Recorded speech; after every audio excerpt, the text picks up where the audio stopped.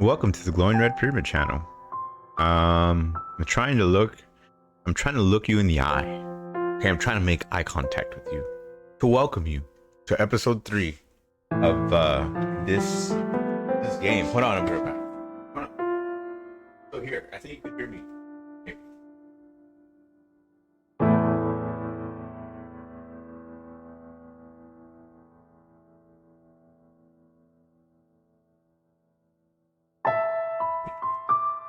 What a day. TGIF. TGIF, everyone. This is episode 3 of entering the mansion. You play a piano every time a key, or I play a piano key. Watch this. See? It's not part of the soundtrack. I think they're all...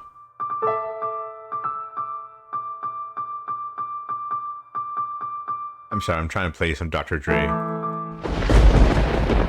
So on the last episode of this, there was vampires, incest, possibly murderous intentions.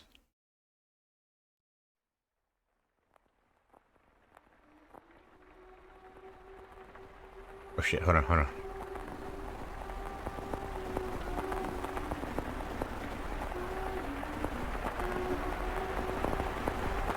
You know what? I think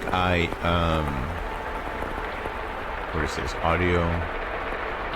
Where am I on? Window capture. Okay.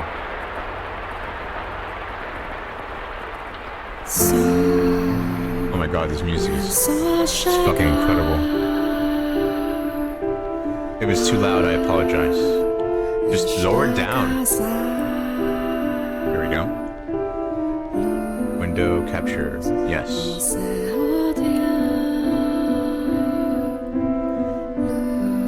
Yeah, I gotta return. Gotta return to the mansion. Oh damn. It cut out on me. Excuse me. Let me bring this up again.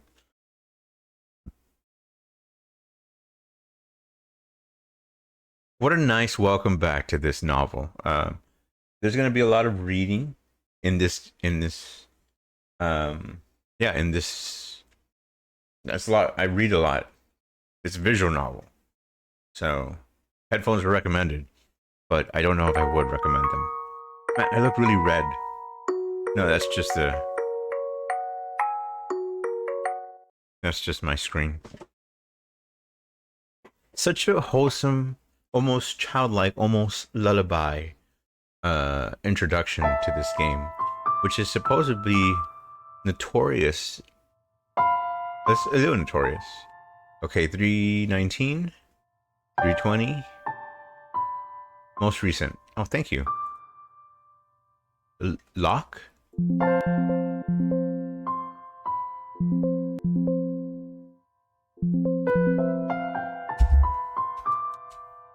Does that say load? What's going on? Load the painter's curse? Yeah. It was a dark and stormy night, much like the one the white-haired girl had first arrived on. Ooh, that's true. It was quiet as a crypt in the mansion. Not a single visible light in the halls. The house sat in wait for the sun to peek out over the horizon. The darkness is, generally speaking, something that rushes by like a gust of wind as we sleep. The flaxen-haired young man, too, lay in bed, pale blue moonlight sporadically streaming through the gaps in his drawn velvet curtains as he attempted to submit to slumber. I love attempting to submit to slumber myself. I guess I'm a submissive in that sense. And in many other senses. He was having difficulty drifting off. But as time trickled onward, he drew closer and closer into the arms of Morpheus. Morpheus is the god of dreams. He's also the guy from The Matrix, played by Lawrence Fishburne. The best character in that movie besides Agent Smith, in my opinion. Mel, Mel is the sister who probably has a crush on her own brother. Suddenly, he sensed a presence in the room, much like the one from those nights from weeks earlier. Is someone there? Mel says nothing. Answer, M. Answer, M. A slender, feminine finger pressed gently against his lips. There is no hostility in the motion, but rather a great deal of affection. A silhouette faintly visible in the dark room was the same as that night. A flash of lightning shone through the drawn curtains, illuminating her beautiful white hair. It's that bitch. Several silky locks spilled over her shoulders and brushed against Mel's cheeks. The white-haired girl. A couple soft... Show me something, please!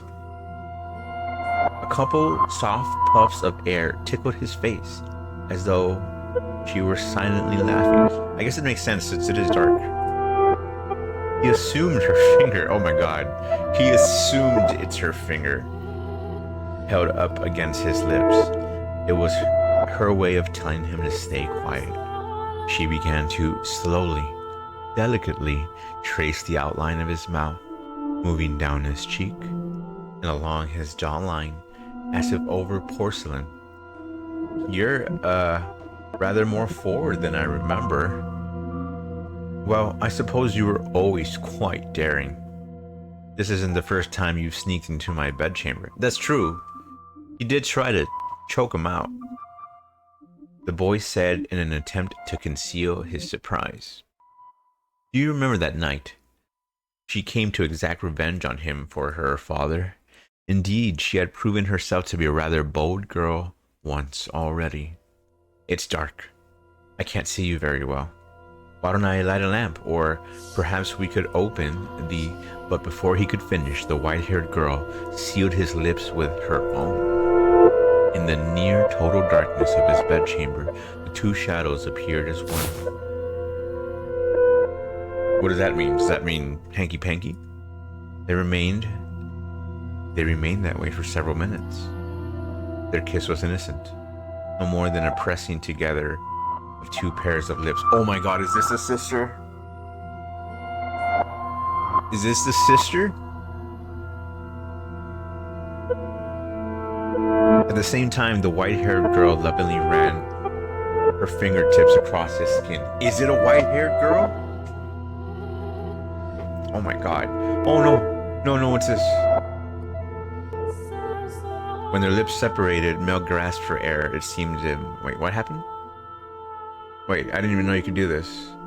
They remained that way for several minutes, and at the same time, when their lips separated, Mel gasped for air. It seems he had been holding his breath. Okay. Slightly embarrassed at himself, he said,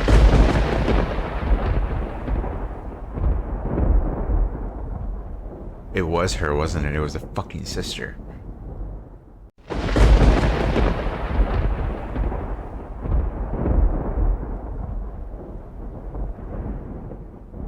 That's so creepy. What?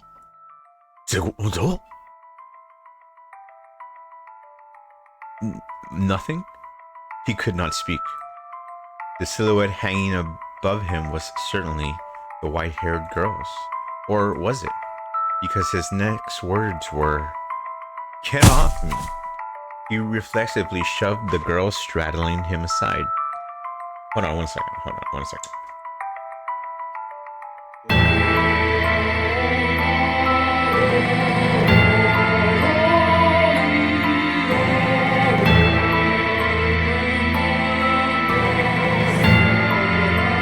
Yo, that's crazy. She rode off the bed, landing on the cold floor, but slowly, gradually, she crawled her way back toward him. That wasn't very nice.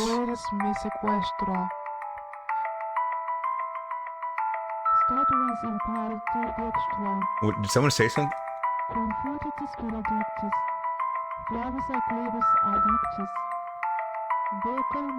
Veiled in darkness, she slowly lifted her head. And then there was another flash of light. The heavy fabric of curtains rustled. Damn, it's really loud. Hold on. Okay. There, that's better, I think. The heavy fabric of the curtains rustled, bolts of light streaming between the gaps.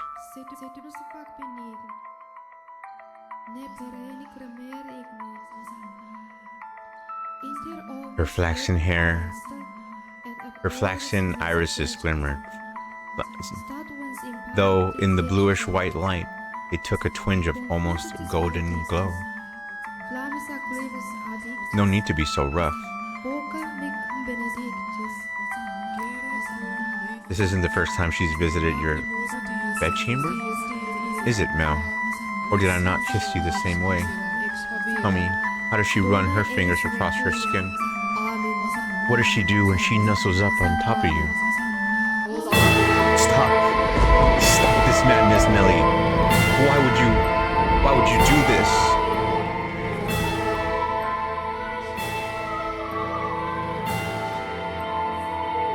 Because you like white hair, don't you? Oh my god, she dyed her hair. She dyed her hair. You like white hair, which is why you fell for her. Innocent, okay? So if I have white hair, then you'll fall for me too. That is very sad. And then I can be your princess again, dearest Mel. Oh my god, this is so fucking sad. What are you even talking about? You cannot escape her from his sister's piercing gaze. Why? What happened?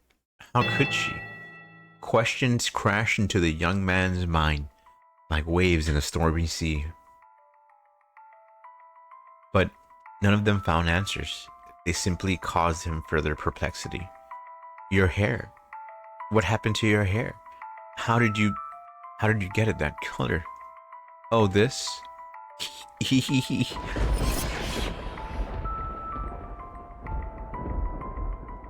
You like my wig? But as soon as the words left her mouth, Mel was in motion, propelled by pure instinct. He clenched Nellie's shoulders tight enough to dig his fingers into her flesh. You're hurting me, Mel. What did you do to her? Tell me, what did you do? I made her leave. It was a perfectly reasonable decision. She was obviously not nobility, and thus hardly fit to be part of this household. But there's no need to worry, Mel. I'm here to take her place. You sound like a mad woman, says Mel. It doesn't matter if she was noble blood or not. She promised she would stay by my side. So why? How could you do that to her? I promise you that long before she ever did, said Nellie. And I love you far more than she did, Mel. Have you lost your mind? You're not making any sense. Where is she? What is she doing? It's always her with you. What more could you want from me? Tell me, what does she have that I don't? Probably like different genes. What do I have to get you to focus on me and only me? We're siblings, says Mel. Don't you understand what you're doing? Oh, I understand it quite well.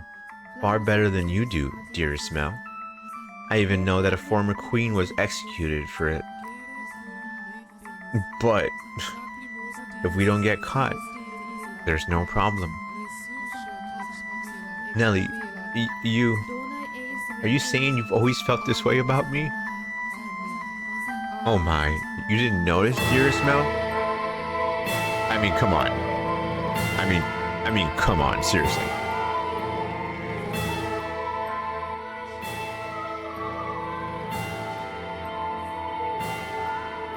You truly are a dense one. I guess romance just isn't your strong suit. But you've noticed now, haven't you? You know exactly how I feel about you, right? Quit it. Enough, don't say anything else. Stop having these insane feelings for me. It's disgusting. Hee hee hee hee. Ha ha ha ha ha ha. Oh ho ho ho ho ho. What are you laughing about? Poor Mel. Content in your complete ignorance. Alright, I'll tell you everything. Alright, here we go. Mel, you can only love blood-related women. Huh? His cackling sister appeared to him like some kind of inhuman life form. Her actions and incomprehensible exclamations slowly drained him of his strength. I mean, she's looking pretty good, not gonna lie. What kind of deranged nonsense is this? I love toxic women, is what I would say if I was, Nelly? No, this is Melly. What kind of deranged nonsense is that? I love her? She's your sister, Mel. Haha, very funny. How far out of your mind have you gone, Nelly? Poor Mel. Do you honestly know nothing? Say that her father was a painter? He painted pictures for a living. What of it? For a time, her father painted for our family. You've seen the picture before. Dearest Mel.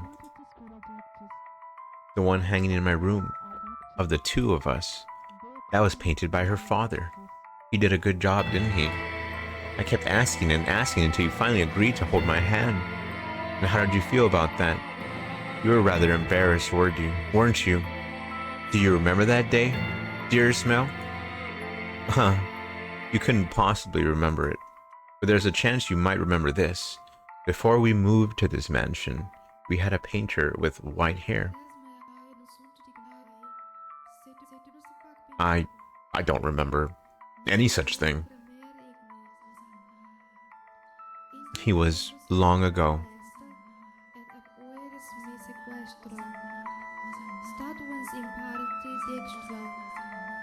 A painter in service of the Rhodes family. But that painter did something very, very bad, and because of that, he couldn't remain a part of our household. Do you know what he did, Mel? He lay with Mother.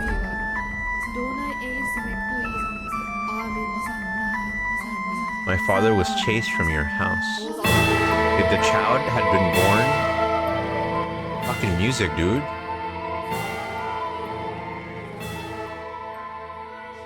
If the child had been born with flaxen hair, then the painter would not have been thrown out.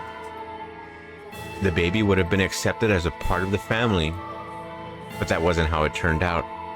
The child had white hair. She didn't look at all like she carried the Rhodes family blood. But see, Mother had me. That I'm here is all the proof you need.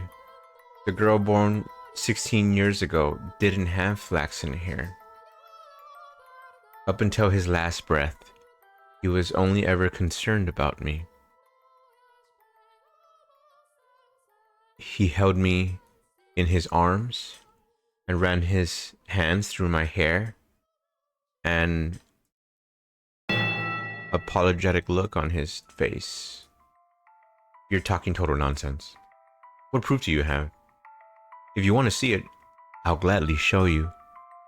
The artist left a message in the painting in my room.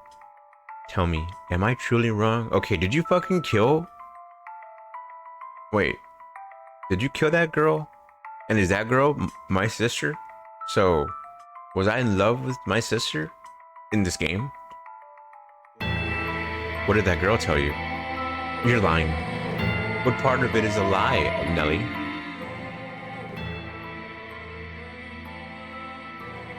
Everything. Everything I'm telling you is the truth. Why don't you go ask Mother? I'm sure she would throw quite the fit. Mother wouldn't.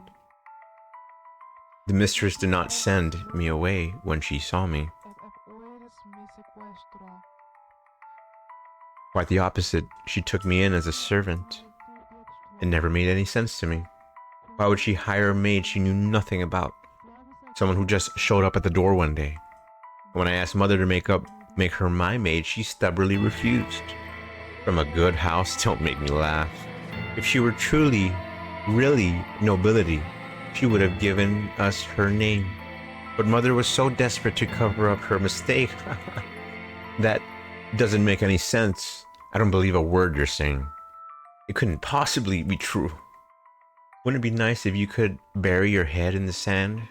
But Mel, feigning ignorance is a sin. No, I refuse to believe this shit. Not a chance in hell. You don't understand anything. How I feel, how much I've suffered. Do you have any idea how long I've loved you? Knowing that you would never accept my affection. Yeah, that's a shitty feeling. But then fancy that. You fell in love with your half-sister. Then I should qualify for your love too. What the fuck kind of logic is that? Shouldn't I, Mel? I didn't, he didn't, I didn't know. She was the sister.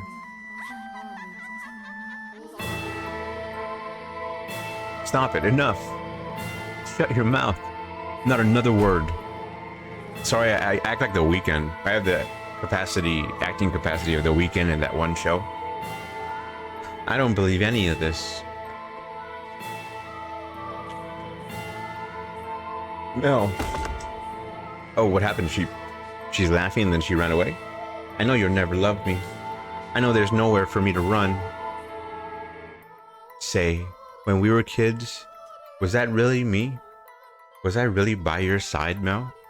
If that painting tells the whole truth, I was never once did I get to be your princess. Not even once. God damn, this writing is good.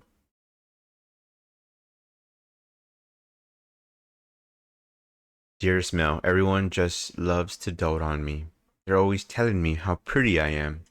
Mother does, father does, and all the maids do too. I can do anything I want. So, for me, acting like a spoiled child is the only form of rebellion I have. I don't have the kind of freedom you do, Mel. I'm just a doll for the family to play with. That's true, a lot of women were just cattle to be sold off to other families. Even if they were comfortable, right? It still sucks not having any agency of your own. When I have visitors, it's only ever for show. So it's not my fault I don't have friends. Dearest Mel, you're the only one who's ever cared about me more than anything in the world. Dearest Mel, I always knew how I would react if you fell in love. I would cry my eyes out. I would envy her to death, and I would get angry as a bull. But eventually I would have given up. I knew I never could have had it my way after all. My feelings would never bear fruit. So why did she have to be your sister? Tell me, why?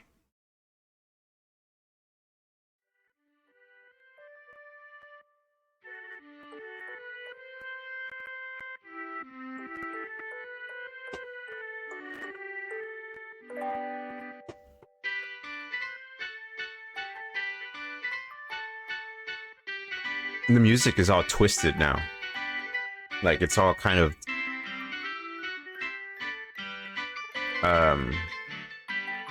oh dearest Mel, here you are reading such hard books.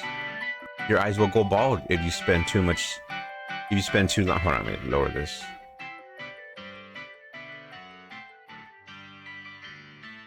Oh dearest Mel, here you are again reading such hard books. Your eyes will go bad if you spend too long staring at pages. They used to say that back in the day, just like the phone thing now to the kiddos. And TV back in my day. I'll be fine, Nelly. It's not like I'm reading 24 hours a day. That's not good enough. If your eyes go bad, dearest Mel, you won't be able to see me anymore. Aha, you worry too much. I can see you fine and well, my princess. Your hair glimmering like the sun. Your beautiful smile. I can see you clear as day. And I'll never change. Oh my god, why did it go red? Plus, the skies are clear today. You're even more radiant than ever. His riz is too strong. You know this is my favorite season. Winter's cold, and there's so much rain. I can't stand it. I love rain. Um, but as it gets closer to my birthday, the clouds go away, and I just adore the sun. Ah, yes, it's almost your birthday, isn't it? Have you decided what you're going to ask Father for? Not yet. I want pretty dolls and shoes with sparkling gems, and I also want a pretty dress, like the ones Mother wears. Haha. A list that long is asking a bit too much, even for Father. But, dearest Mel, I already have what I want the most. The truth is, as long as I have that, I don't need anything else. Oh, what would that be? The hairpin they bought for you the other day? Or maybe the song they had written for you last year? None of that, dearest Mel. Huh?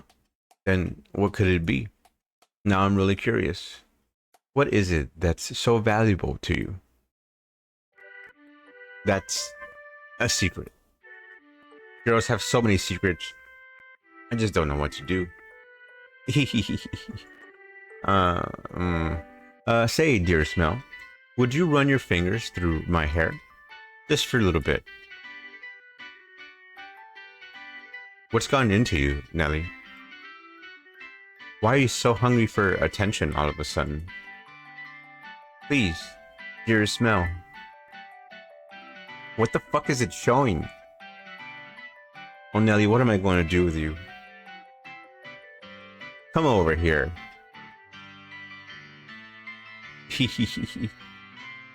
and I want to sit on your lap. Yes, as you wish, my beautiful little princess. Dude, don't. What are you doing? Say, dearest Mel, what is it this time, Nelly? Right now, I'm so incredibly happy.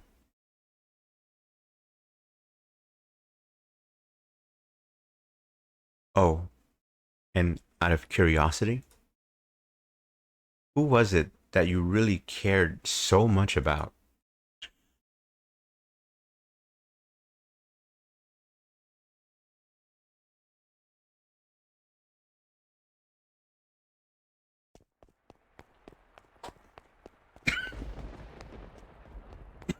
It's not going well for these rich white people. In a fevered frenzy, Mel fled from the mansion. Even in early summer, the night was cold. And to make matters worse, raindrops keep falling from on my head. But that caused him little discomfort. For a far greater maelstrom of pain rampaged within his breast. Oh, what happened to him? At night, the town took on a different appearance. Not simply for lack of illumination, but the people active within it as well, huh? It was not a suitable place for a young, aristocratic man to go wandering unattended. The darkness is not only the abode of devils, but of beggars, thieves, criminals, and all manner of things undesirable.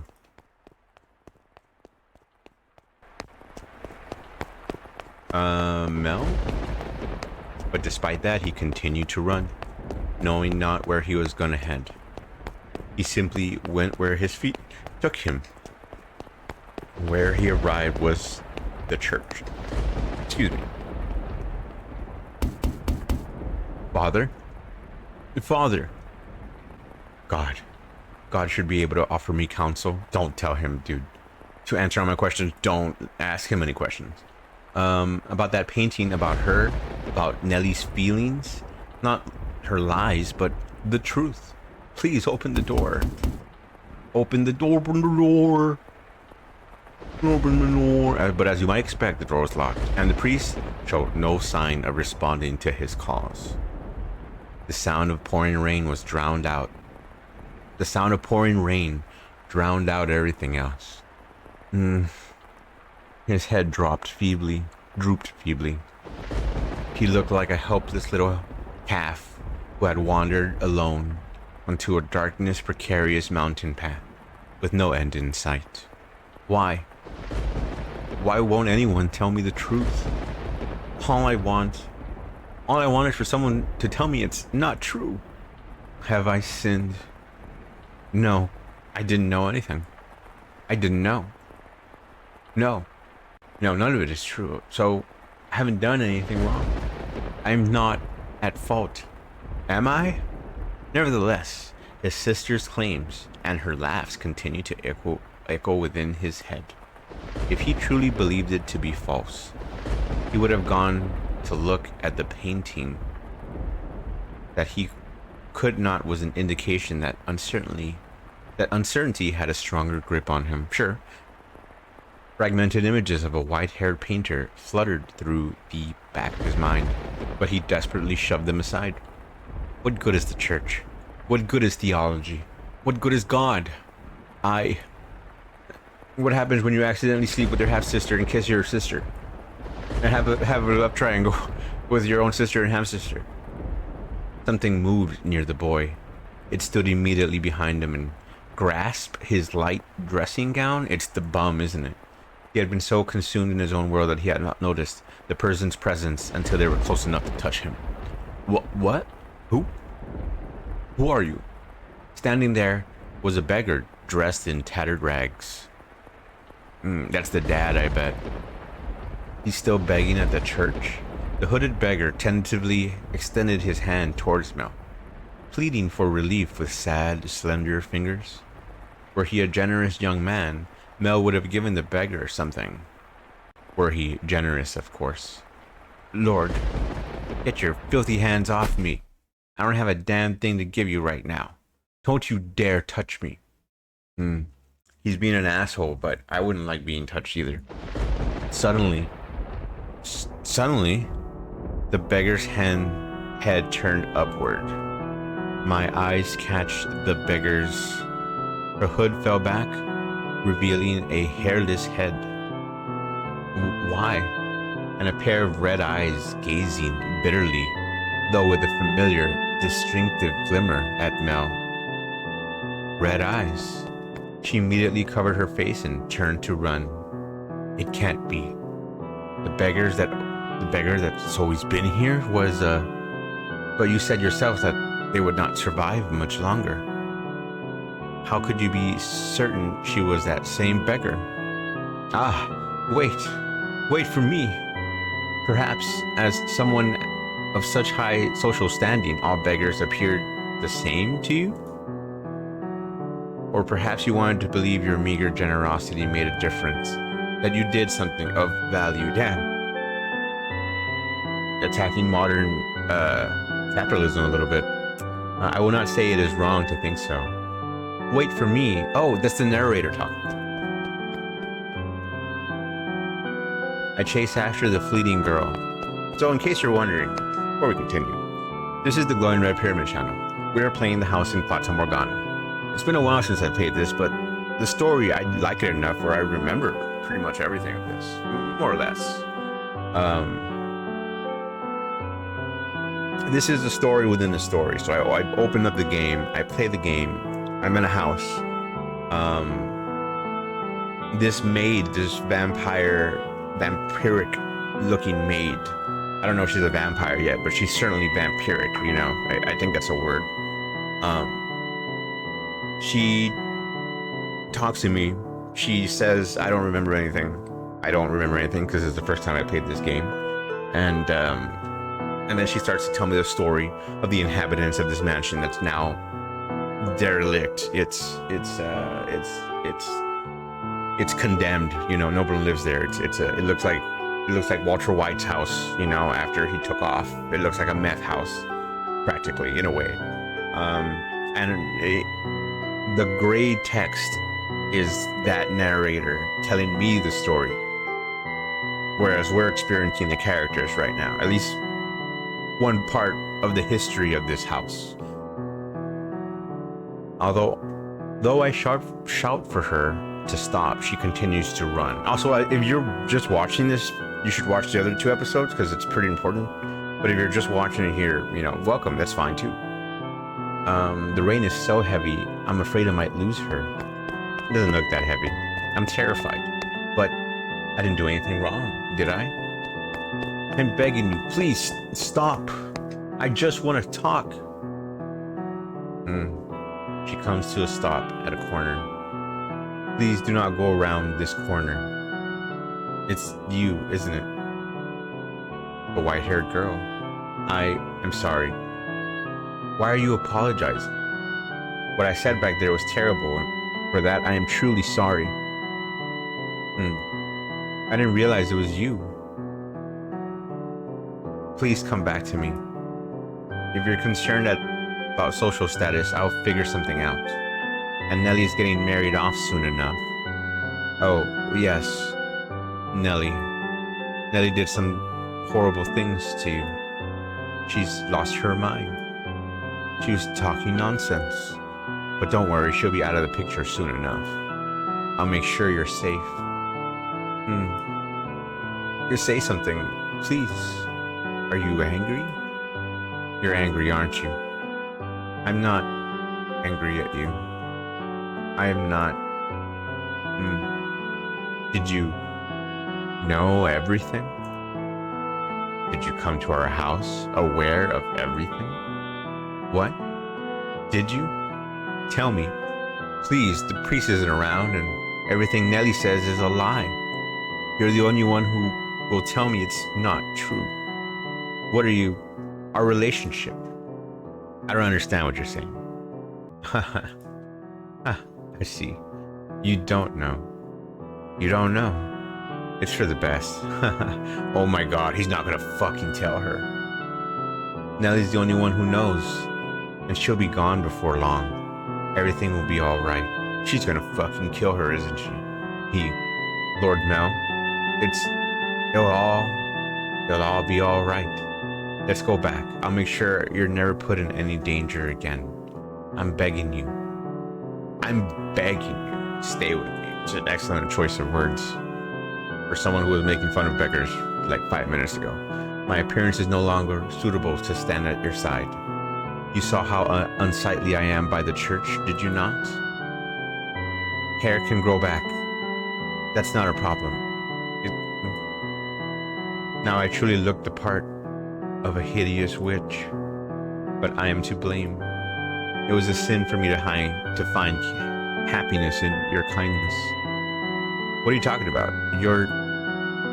My sin was falling in love with you, not what happened to my father, nor how we had to spend our days. There's no sin in that. We have our whole lives ahead of us, don't we?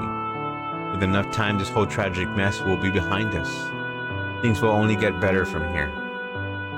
I'll be your prince, like the one who took the girl to see the outside world. So please give me your hand. Come to me. Don't leave me all alone. I need you by my side. Please. Mel extends his hand. I extend my hand around the corner. I sense her hesitating beyond the bend. I'm begging you. I can't see what's on the other side, but a vision of her reaching out to put her hand in mine wells up in my mind. But that story never had an ending. What? She doesn't take my hand. I doubt the girl ever wrote that letter. What letter? She's not there when I turn the corner. Why? How did things end up like this? I don't know, Mel. It is hard. Where did I go wrong? Oh God, says Mel. It's that girl. Now he's wearing red. Your error was likely your kindness. Thoughtlessly, haphazardly spreading your generosity. But that generosity came from your own desire to avoid pain. For your own happiness. What should I have done? I can't take this. Everyone was happy. Nellie used to laugh and smile. She once meant the world to me. How did things end up like this? It's not my fault. I didn't do anything wrong. If you pretend like nothing happened, then perhaps they can go on smiling in your head. But regardless, you must follow the path you tread. What? No, you must. No, you fucking mustn't. What the fuck? You must turn the fuck around. It is your path alone. It is not. You go back and you tell your dad and your mom that you mistakenly fell in love with your half sister and that your sister is in love with you and it's all your fault because mom couldn't fucking keep it in her pants or keep it out of her pants. I don't know how. I don't know how it works. I don't know.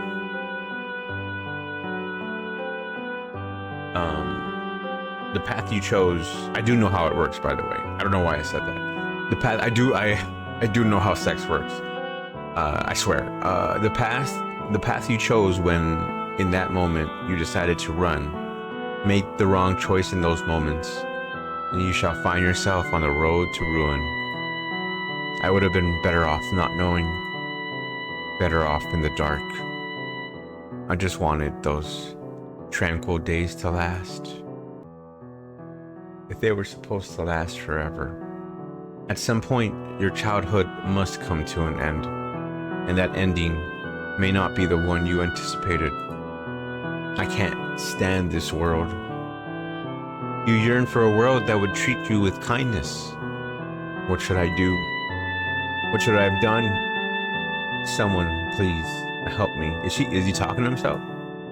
You should return now. If you spend too long out here, you're liable to catch a cold. Now let us return to our own time.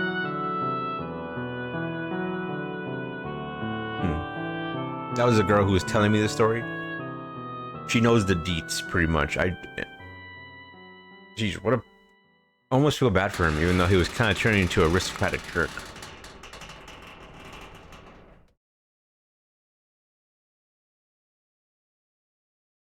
This is just chapter 1. A crestfallen young man faded into the distance, and the decrepit double doors clacked shut. Through the shattered glass, you could only see the ruins of a garden. Not a single rose growing within. You had evidently returned from the past. In the garden, weeds grew taller than people. You found it difficult to look at. Please show me, please. A wolf howled in the distance. Oh! The children, the sea of roses, the white-haired girl were nowhere to be found. Show me, please. You and the maid who called you master were the only people present in the mansion. What happened to them next? Says the maid. I don't know, dude. Oh, master, you would know better than I. I don't know shit. Wait. What? You cannot remember? It seems this is quite serious then. Worry not. My loyalty lies with you, master. The mansion has witnessed more yet. Let us make our way to the second door. Your hand in hers, the maid guided you back through the kitchen and into the tea room. Her palms were still cold. You felt as though you were still clenching ice. Damn, what the fuck?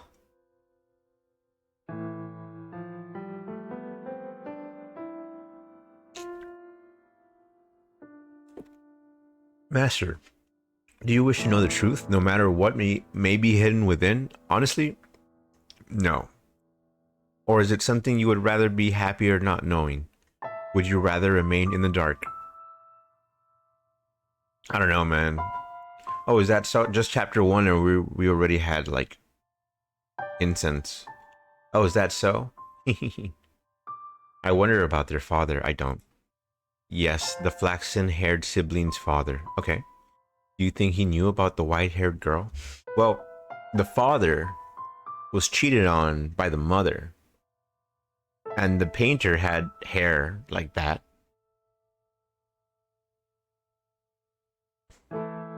He must have known. If he did, then perhaps he allowed her to stay because of how deeply he loved his wife. Or maybe because he did not want people to find out about her. Ooh. I expect he too experienced many different emotions. But those pages of his story remain untold. Tell me! Their parents were likely had a turbulent tale as well. But theirs is not of consequence. Best viewers, yes. Thank you. Auburn Lane. Auburn Lane.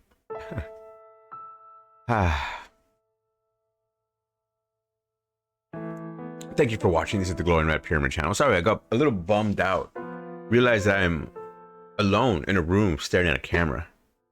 But a moment ago, I was in this wonderful story, and I will be back into it. But I just got clucked into reality when I saw some spam. Excuse me.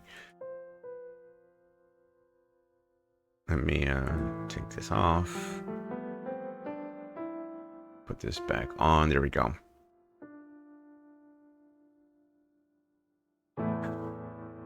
Their parents likely had a turbulent tale as well, but theirs is not of consequence. To whom? I could not tell you. I could, but I won't.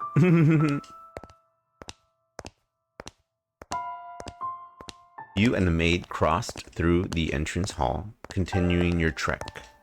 At some point, the fire in the fireplace had faded to embers, emphasizing the lack of light within the mansion. Yeah. The maid took a candlestick and lit it in the cinders. The small flame illuminated her pale face. On a whim, you asked the maid about herself. Oh. About me? I am the maid devoted to your service, master, as I have said. Oh, what was that? You are interested in my name? You flatter me. I truly do appreciate the question, but you are more than welcome to simply call me the maid. It would make me much happier to hear you say my name after you recalled who you are, master. Oh, okay. A subtle smile rose to the maid's face, after which she began to lead you down a first-floor corridor, a hallway. Rich people have corridors. Ooh. Still holding the maid's hand, you pass in front of the full-length mirror. In it reflected the warm light of the candle, which disappeared out of range shortly thereafter. What? Oh my, is something the matter? Did you come across something particular? Wait, what? A subtle smile. Yeah, okay. Still holding the maid's hand, you pass in front of a full-length mirror. In it reflected the warm light of the candle, which disappeared out of range all of a sudden. What? Did you come across something particular? Does she not have a reflection? The maid had not appeared in the mirror. She's a fucking vampire. Although she was not the only one without a reflection. You reached the end of the corridor. There appeared to be a doorway, but the door itself was long since gone, leaving only a hole in the wall to frame the stairs behind it. Without hesitation, the maid descended down the stairs. This is a terrible looking config. Let me hold on. What is BM background music? I'm gonna put this at 75 and higher it all the way.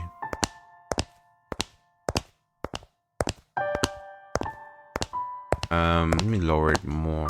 Oh well. I'm gonna lower this more too.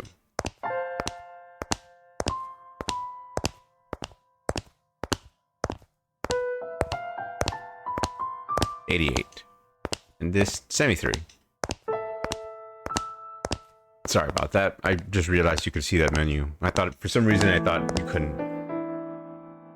You have more interest in this mansion than in a mere maid, do you not?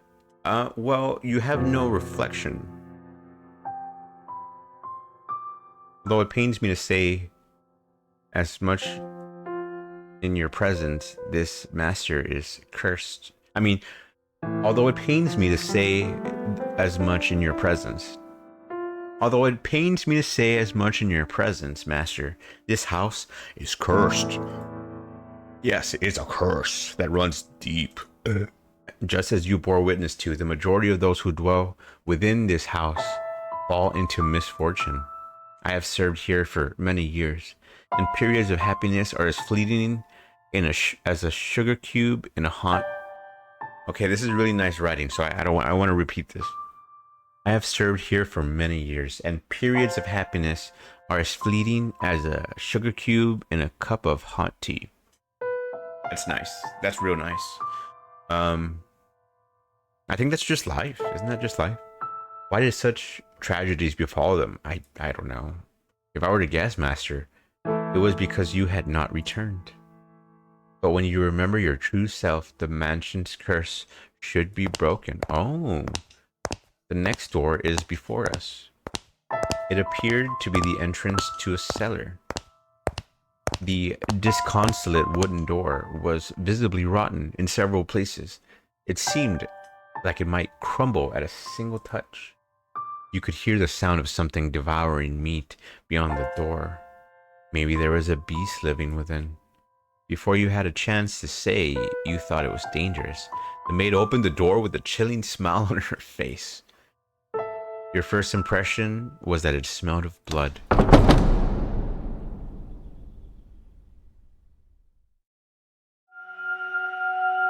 The second door. Here we go. 1707. 1738.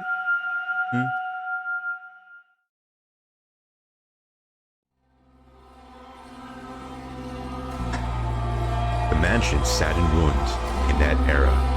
Not a soul resided within. The grandeur of the house was lost to the ages. It was in perpetual decline. Not a flower grew in the garden. Dust and dirt blackened the plaster.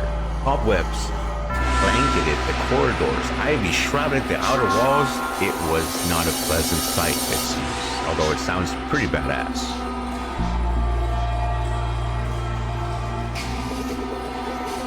Oh, what was that? Shit, what was that? What was the first one? As hard as I tried to fight it, I could not stop the mansion's descent into disrepair. The depth of the previous owner's grief, or perhaps despair, was far too much.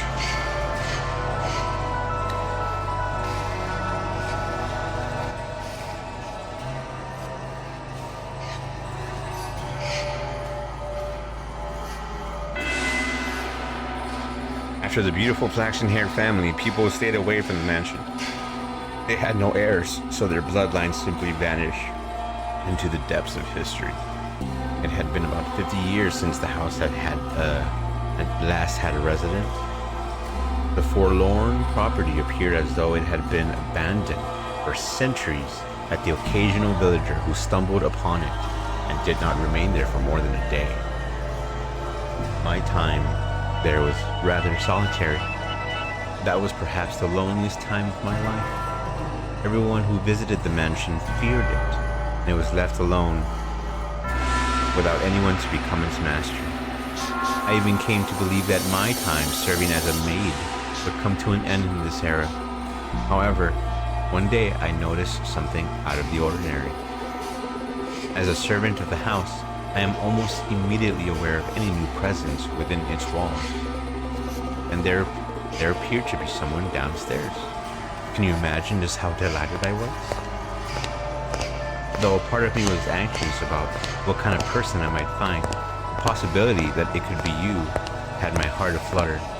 So resisting the urge to rush, I headed for the basement. The cellar was where red wine, smoked meat, and other preserved foods were kept. By that point, the wine was practically antique. As I had expected,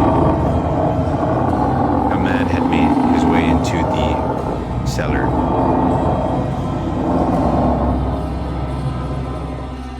The maid. Is there anyone there? Although I am unsure if referring to him as a man is entirely adequate. What is so loud?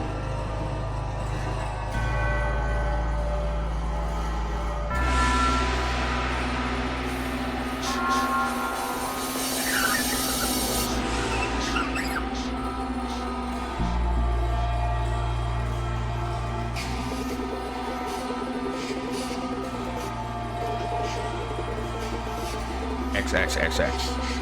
Oh my, this is quite something.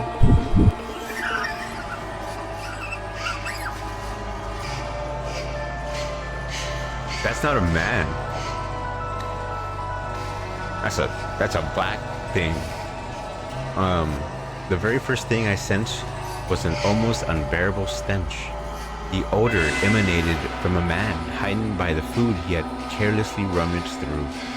Blood-red liquid spilled from wine barrels, soaking the floor. His sunken eyes had a piercing, wolf-like glimmer in them. His teeth were sharp and yellowed. Visibly, as he ripped through a chunk of meat, he grumbled in a seemingly inhuman tone. I was looking at a beast, or perhaps a half-beast. There was another source of odor coming in the room, though. It had something of a kind of metallic tinge to it, and when I noticed this, I nearly passed out.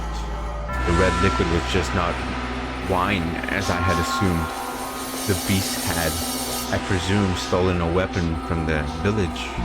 A sword far too nice for him lay on the floor by his side. I could hardly imagine how many lives he had taken with that blade. It was visibly wet with blood, even in the darkness of the cellar, but at the same time, it had an imposing gleam. This fine, luscious aroma of the wine could not mask the stench of blood and the beast. Holding my breath, I took a few moments to ponder. Ponder what? Oh, master, and you know. Tell me, were you summoned here by the mansion? I don't like its smile. Did you come here knowing what kind of place it is? He's just gonna... Sounds like a mouse. Or it almost sounds like a guitar string, or like when you're running your finger along a guitar string that has metal strings. It sounds like that. An acoustic guitar. If you are in want of money, you're welcome to help yourself to some of the furniture. What the fuck? No, he can't. I imagine the villagers would be willing to welcome you if you dressed up yourself a bit more like a person. Then you can trade the furniture for food and make your way to a larger town. The wolf was able to fool the innocent little girl simply by putting on the clothing, after all.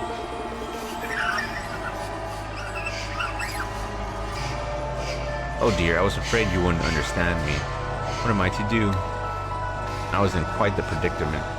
Nevertheless, it meant a great deal to me then that I had found someone who did not fear the mansion, be they beast, be they human or beast. So I decided I should give him my assistance, while doing the best not to agitate him. Say, could you perchance be my new master?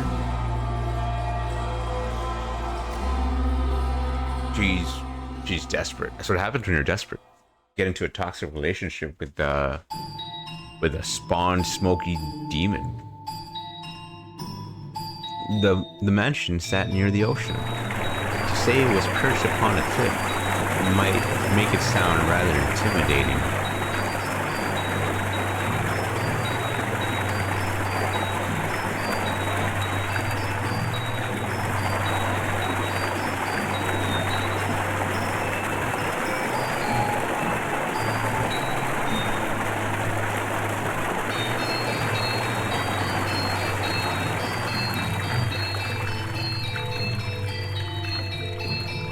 Make this a little 24?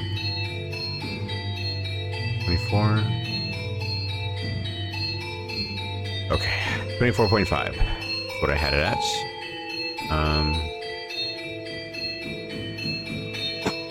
Oh, excuse me. If the mansion had been in proper condition, it would have been breathtaking against that backdrop. I even wanted to plant orange trees in the garden. Oh, that's nice. Though it was a tumultuous era, the sun still shone bright upon the land, which only served to emphasize the house's unsightliness. Okay. Oh yes, perhaps I should give you some more background information. Oh, here we go.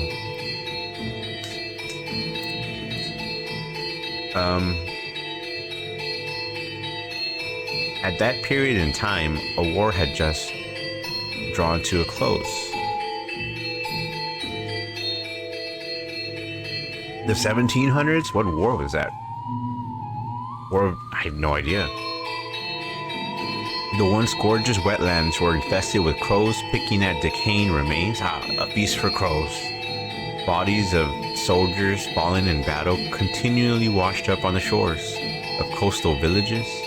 The people wanted nothing more than for the curtain to draw on that deeply political contest. And when it finally did, the kingdom, with its richly fertile shores, was stripped of its independence, beginning a new era under new rule. The people were exhausted, their spirits wasted away. At the splendor of the ocean, the sky did nothing to help. In my mind, the beast was emblematic of the times, emaciated and enveloped in the scent of blood. But the war came to an end. Thus the beast did not have to remain a beast, I thought. Did he? And so I endeavored to make the beast more human-like. First, I needed to do something about his appearance. I would draw a bath, scrub away all the filth, and dress him in clothing left in the mansion. However, having sat unused for 50 years, the majority of garments had been devoured by insects, or were of little use. So I searched the mansion top to bottom for anything the beast could wear, heated up some coals, and set to work ironing what I found. At the time, steam irons had not yet been invented. Steam irons. We used plates of iron heated with coals. Oh wow. They somewhat resembled kettles. Someone's gonna fucking get killed with that thing, I know it.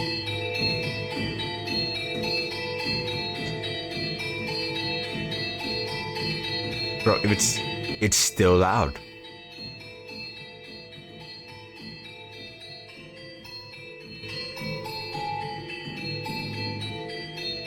I think there's good.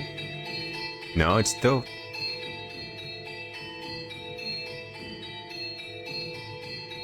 I think 34%. I even prepared meals for the beast in order to teach him proper table manners. Although with the mansion in a nearly uninhabitable state of disarray, there was only so much I could do in the kitchen. And the only supplies I had to work with were what was left in the cellar. As such, I was not able to put use to cooking skills I had learned in the flaxen-haired family's time. Oh my god, it still looks like a fucking demon with red eyes. It has red eyes. Now, you mustn't eat with your hands. Do you want to get your fingers and face dirty? You eat using a knife and fork. See, like this. I feel like I'm teaching a young child. Oh, you didn't like that.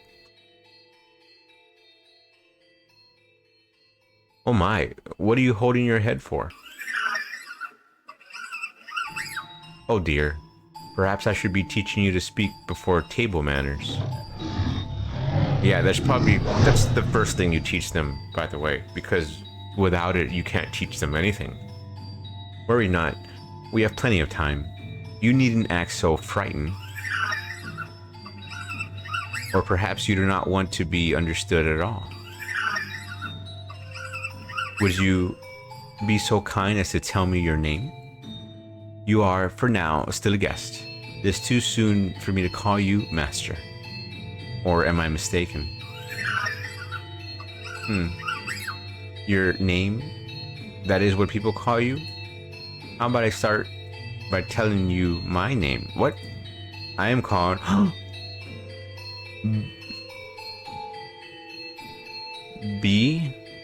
Beatrice? No. What? I don't know. I don't know. Abigail? Abilene? Annabelle? I want to say A. It starts with an A. Anna. B-E-L-L. No. I don't know. Bestia. Her name's Bestia? Bestia. Your name is Bestia. That's an interesting name. Then that is what I shall call you. Bestia. That's a nice name. My, you seem to be rather perplexed as to how I was still alive. He had, in fact, attempted to cause me harm, however. I am a servant of the house, hee. The beast called himself Bestia. Bestia. It is a curious thing when I learned his name. He seemed to take on a new importance in my mind. He was not a mere beast, but the thing called Bestia. Master, should I have ever let the chance to hear your name, I am certain you too shall become more substantial a presence. But you must always remember, Master, that even if you do not remember your name, and even if you never know mine, you have always held a special place in my heart. That's just kind of nice. And thus began my tranquil days with Bestia.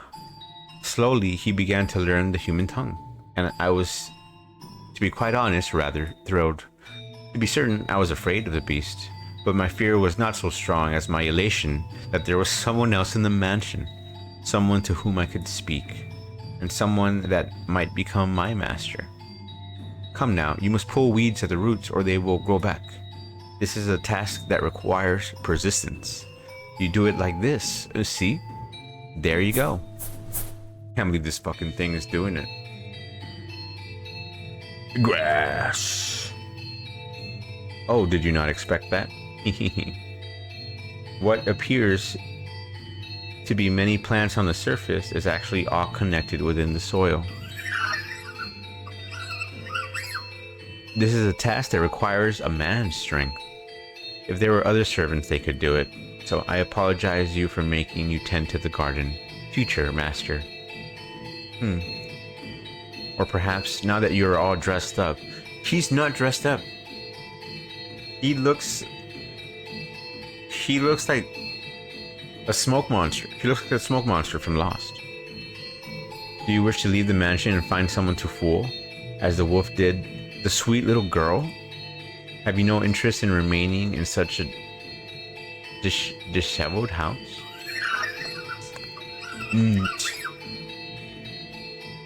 Go on. Not want leave. Oh my, is that so? If you wish to stay, then I shall not stop you. On the contrary, I will what? I will gladly attend to you. I am waiting for the person who is to become my master. Forever waiting. I should be able to watch over you until the day you depart this world, old and wrinkled. Do you not believe me? Are you interested in becoming the master of this house? Will be...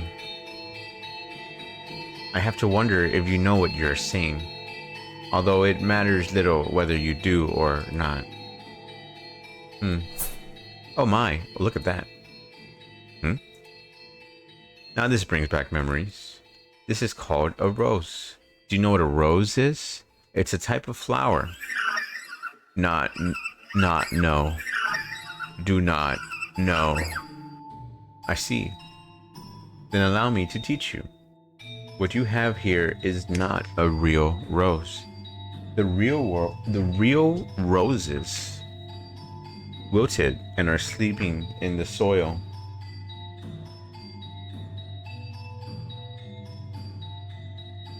This is called an accessory. It is something women wear. The beast held an ornamental white rose in its hand. An, an object someone sometime meant to give to someone else. Curiously, the white rose was just as stunning as it had been the day it was made, despite being buried in the earth for so many years. I hear roses make wonderful gifts. He stared intently at the decorative rose. I had presumed the beast would either discard it disinterestedly or destroy it. But much to my surprise, Bestia held it gently in his arms, as though it were something precious to him. Are you perchance considering giving it to me? So you are not. Very well. Is there someone else you would like to give it to? Says nothing. In that moment, a thought floated through my mind. The thing I had found in a pool of blood in the cellar was a monstrous creature indeed. But perhaps that was not at his core what he truly was. So I asked him a question. What is it that you desire, Bestia? This mansion fulfills people's desires. If you yearn for something, want, live, peace. Look at this filthy thing. A beast. It's a beast. It's eating goddamn sand. Are you really that hungry? Beast, you foul creature. Stay the hell back. Get any closer, filthy beast, and I'll kill you. Several days passed by. As Bestia began to act more like a person, the mansion followed suit, slowly becoming more habitable, though not back to its former glory. No flowers grew in the garden, but neither were there weeds infesting it. The dusty corridors, shattered windows, rust-covered kitchen gradually returned to their proper states. Bestia learned how to change his own clothes, how to draw a bath. No longer did I have to wait on him hand and foot. He could take care of a number of things all by himself. What we lacked for food he acquired from the forest. Never did he go purchase supplies from the village. Rather, he captured hares, gathered herbs hidden in the overgrowth. There were days without incident. And though such a life may be want for excitement, peace is something you mustn't take for granted. Those who have it cast it aside, finding the leisurely flow of time dull. Only those who have never experienced it truly know how precious it is. Bestia appeared to be content. He wore an expression of solitary serenity. Someone? Is anyone there? And then one day, a crack formed in the uneventful tranquility. Is anyone in there? Could you part with some food? I don't need much. Some food and water. Just a little. That's all I need. Bestia looked over at me, as if seeking my aid. Ironic, no? It was the visitor who was truly in need of aid. I pondered for a few moments, deciding that I could not simply turn away someone calling upon the mansion. Had Bestia ordered me not to let him in, I would have followed his instructions, but he said nothing.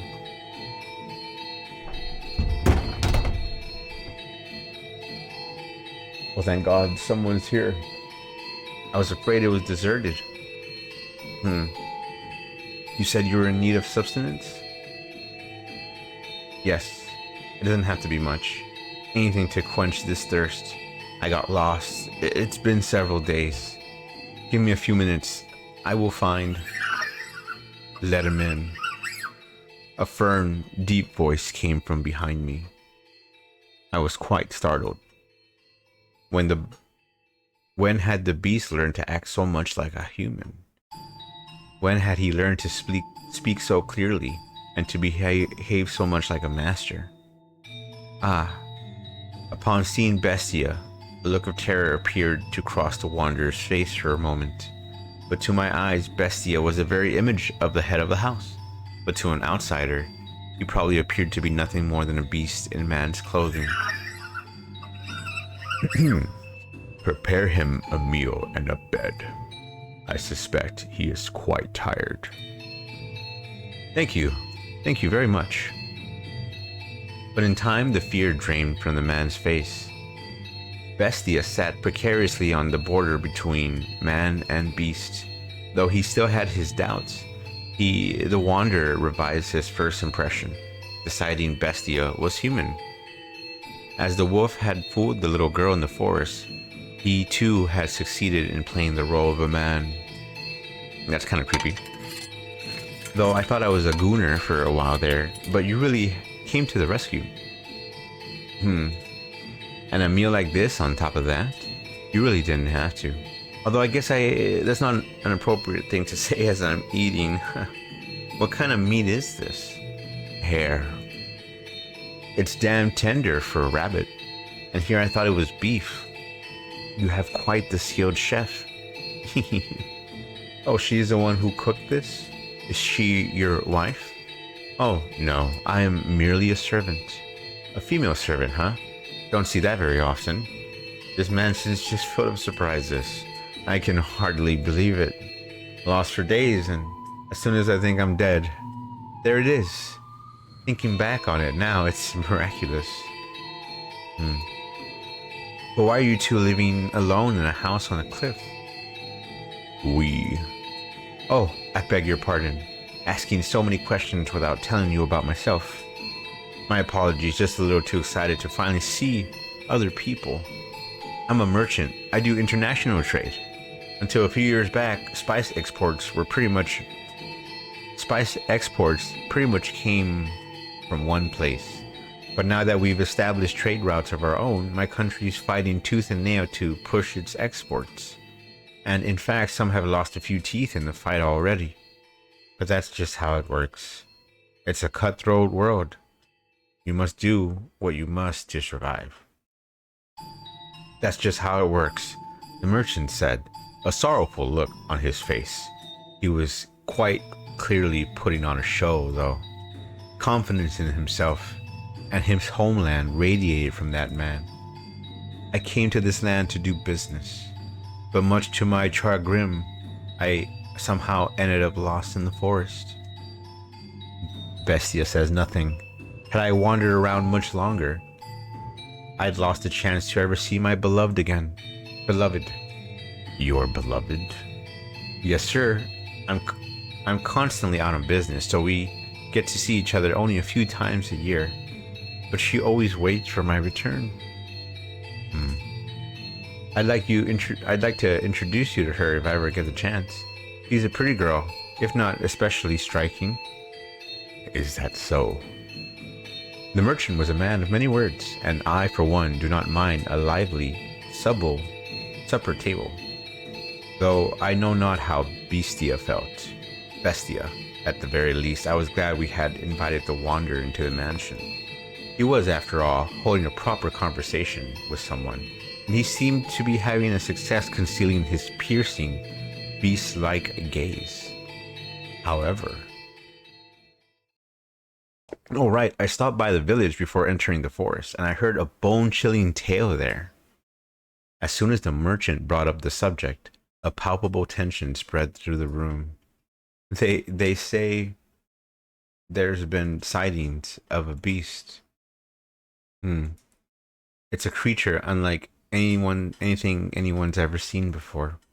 Not a wolf, not a bear, not a pig, not a man, but something more. It even attacked the village once, killing several people.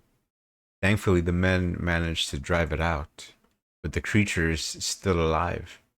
And there's nothing in this world scarier than a vicious beast.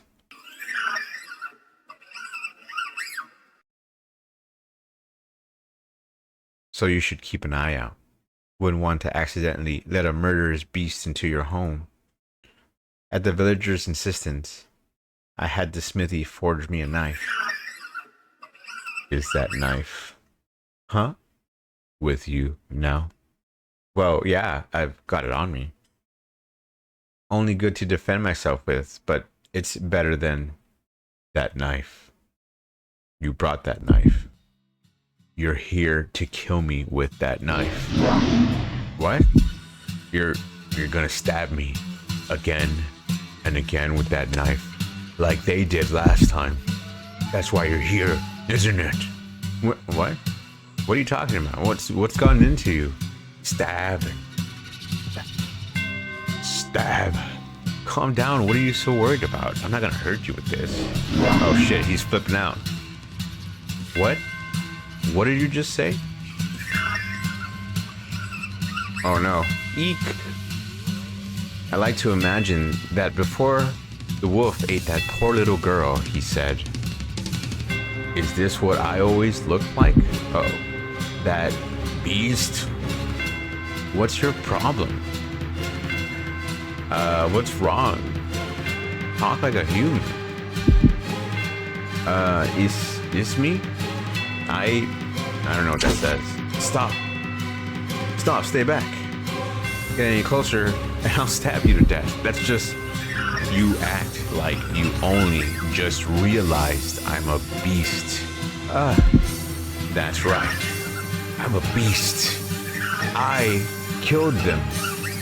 Pay back, says the merchant. I'll do the same to you, for fuck. Help, you're not gonna get any help, dude. In his hand, Bestia held his sword. Perhaps it had been hidden under the table. Or maybe, perhaps his chair? Regardless, it was as though he had expected this to happen. Oh shit. The merchant kicked aside a chair, attempting to flee, but Bestia closed the distance in an instant, knocking him back. He lost his balance and slammed against the wall, but still he made to escape.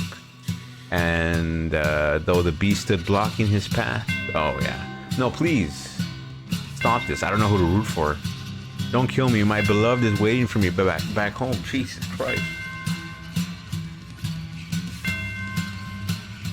I can't leave her behind. That's sad. And why? But I can. Oh fuck. Oh no. Bro, how do you... I don't understand how you're having dinner with this guy. A dreadful scream echoed through the living room.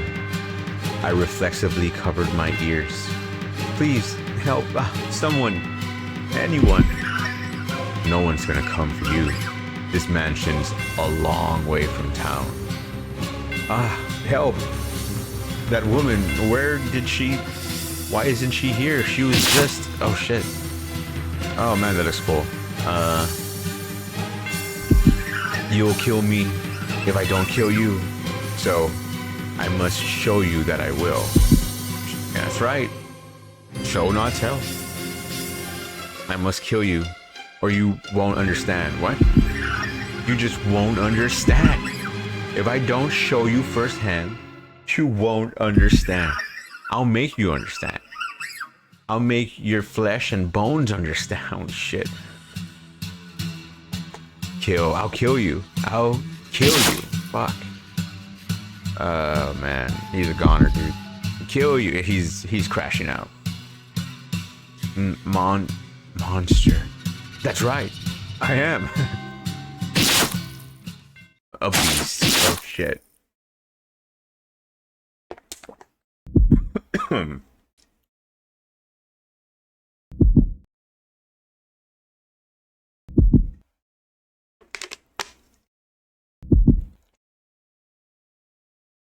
I'm not moving it forward. It's just doing this.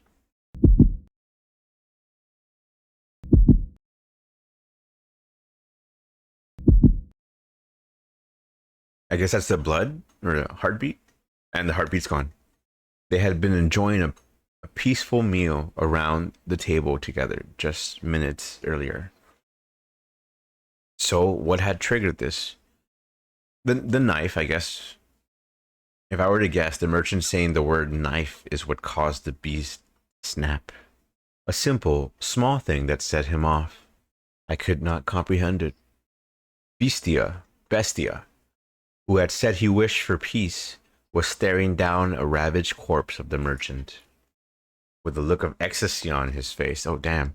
Master, can you understand how he felt? How would I understand? Even just a little? No? Did he not yearn for peace, but for slaughter? It seems like he did. It seemed like he was just on the verge. The house of Fata Morgana. Holy moly.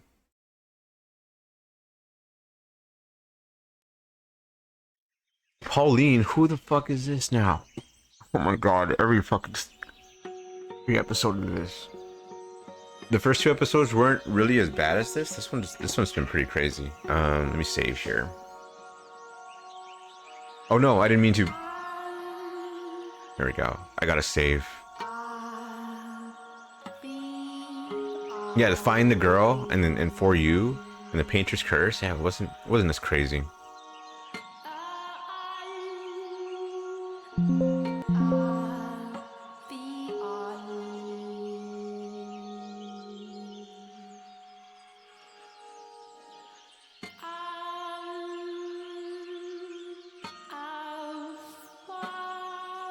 Um,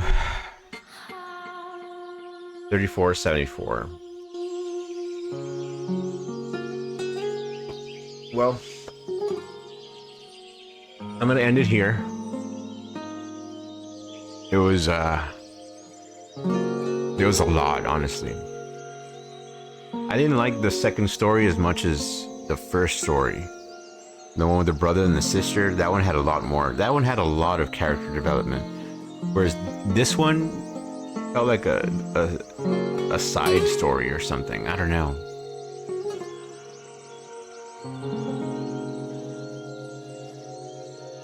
But it was still good. It was interesting. It was like Beauty and the Beast in a way. I don't know, but darker. I like it. I do like it. I am liking this story.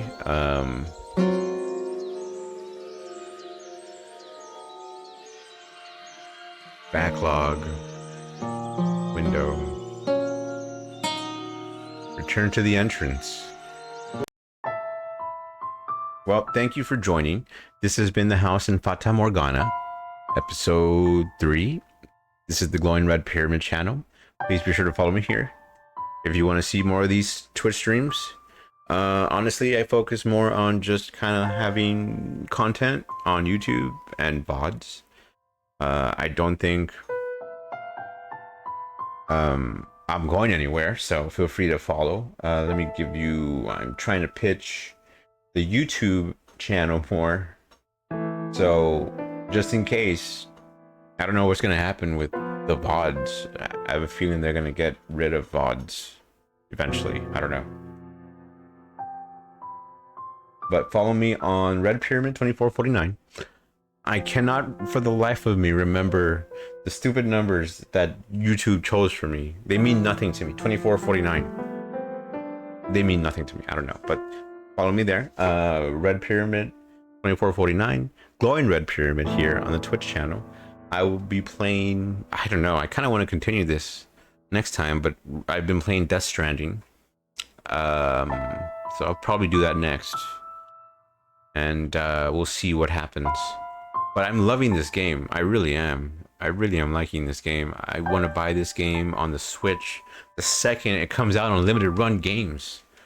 I missed my chance this year, and I doubt I'll get another chance, to be honest. But thank you for watching. Thank you for joining. Until next time, this is the Glowing Red Pyramid channel. Please have a good weekend. Please be safe. I'm trying to learn where to look at the camera so I could like look at the camera. But